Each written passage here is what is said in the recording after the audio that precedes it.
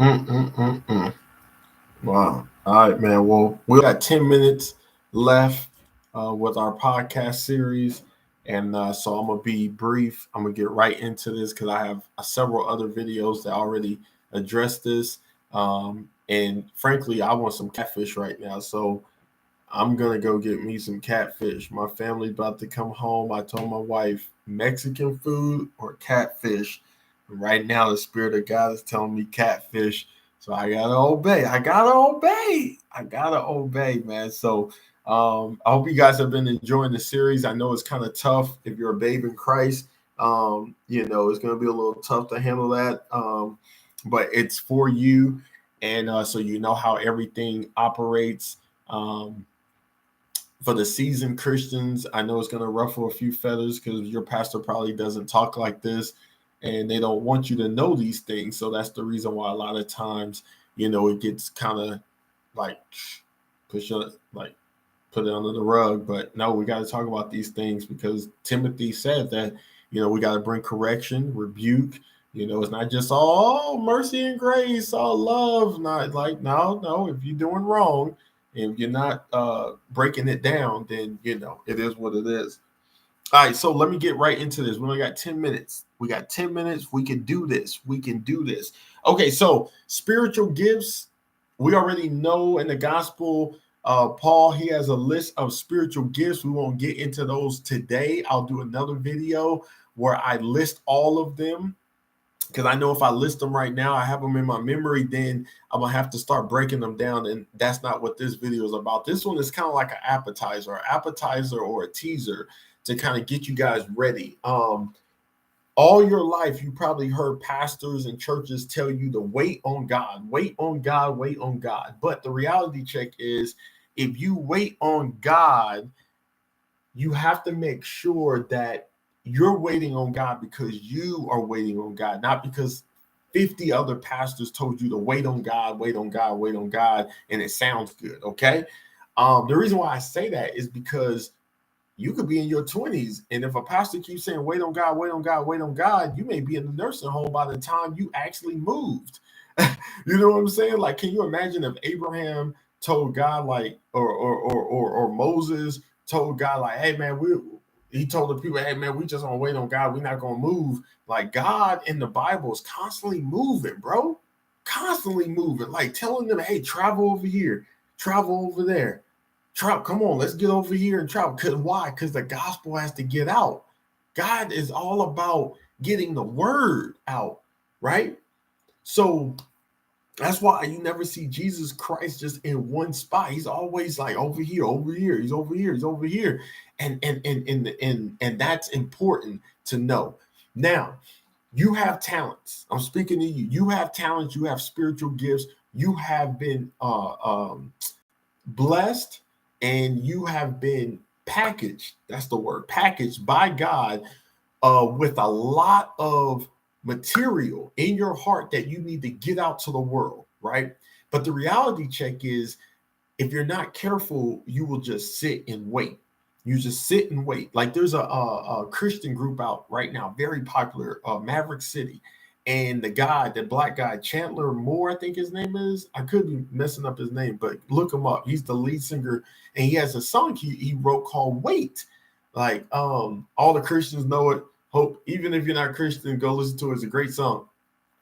He wrote a song called Wait, but you got to understand, he was working before he even got to that point in his career. So he had to write the song, he had to brainstorm, he had to re-edit the song, he had to record the song, he had to do promo for the song, he had to market the song, he had to brand the song. You see what I'm saying? He was working. So it wasn't just the fact that if a pastor said, "Oh, just wait," and then God will just do these big things. Anytime God's doing something in someone's life, they're always moving.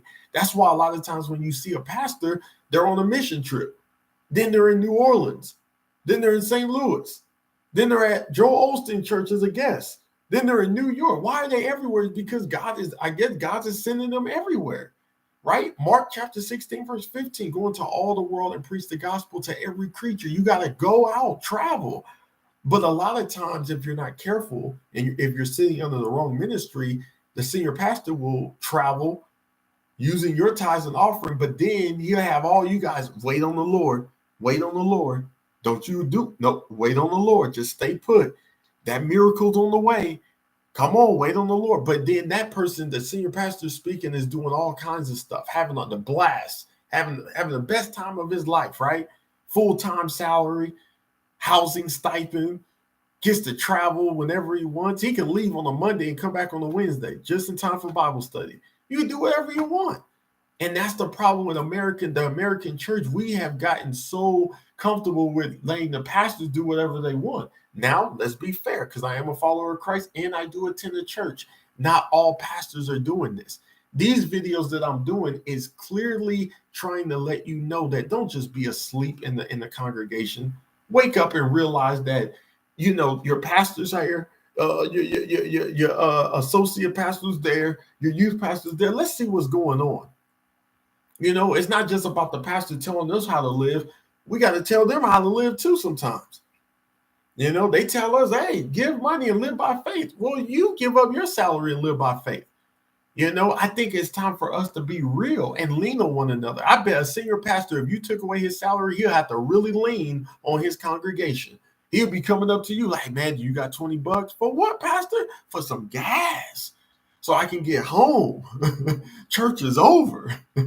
You see what I'm saying? But if we are not focused on what Jesus Christ told us to do in the Bible, we can get off track. We can just, oh man, I'm getting $80,000 a year, because pastors get paid well, bro.